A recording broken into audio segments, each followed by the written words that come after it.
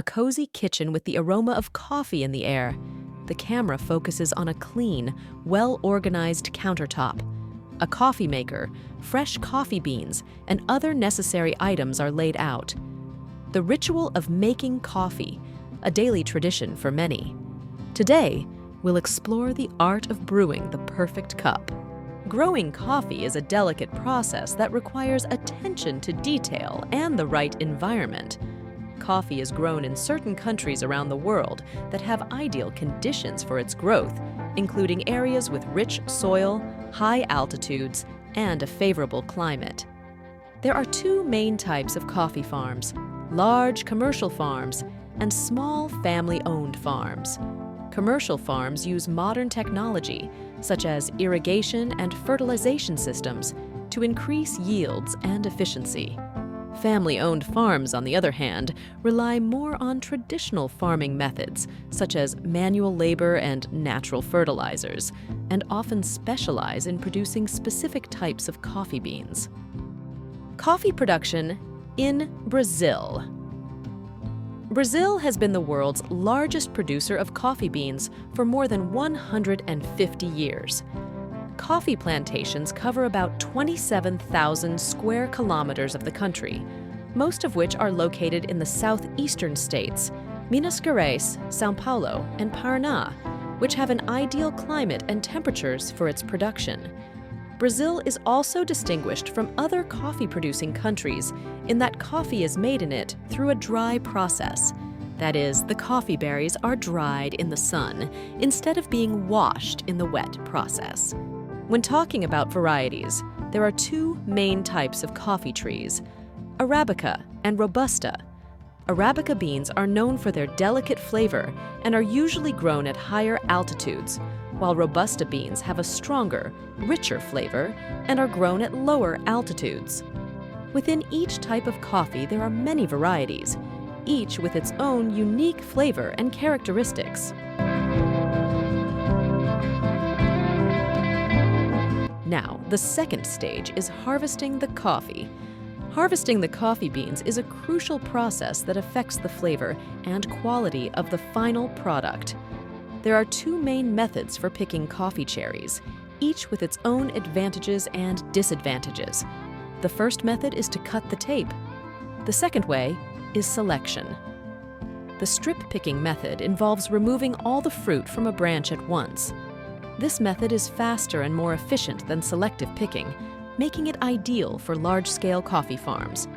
However, it can also result in a mixture of ripe and unripe cherries, resulting in a less consistent flavor profile. The selective picking method involves hand-picking only the ripe coffee fruit from the branch. This method ensures a more consistent flavor profile, as only the ripest cherries are selected for processing. However, it is a slower and labor-intensive process, making it more expensive. Once cherries are picked, they should be processed as quickly as possible to prevent spoilage and maintain the quality of the beans. Harvest timing is important in determining the final flavor of the coffee. Depending on the type of coffee bean, it will take 3 to 4 years for newly planted coffee trees to bear fruit. The fruit, called coffee cherries, turns a deep, bright red color when ripe and ready to harvest. Overripe coffee berries can affect the quality of the beans and lead to an undesirable taste. On the other hand, immature fruit results in a more acidic and less sweet taste. Coffee growers must carefully monitor the maturity of the coffee fruit to ensure it is harvested at the optimal time. The next stage is the coffee bean processing stage. After harvesting the coffee fruit, it must be processed to remove the outer layers and expose the coffee beans inside. There are two basic methods for processing coffee: the dry method and the wet method. Dry method. The dry method, also known as the natural method, involves drying the coffee cherries in the sun before removing the outer layers. Spread the cherries out on large surfaces to dry, turning them regularly to ensure even drying. The outer layers of the cherry shrink and eventually crack, revealing the coffee beans inside. The dry outer layers are then removed through hulling and polishing, leaving the coffee beans ready for roasting. The dry method is mainly used in areas where water is scarce or expensive, such as Ethiopia, Brazil, and Yemen. This method produces coffee beans with a heavy body and fruity flavor. Wet method.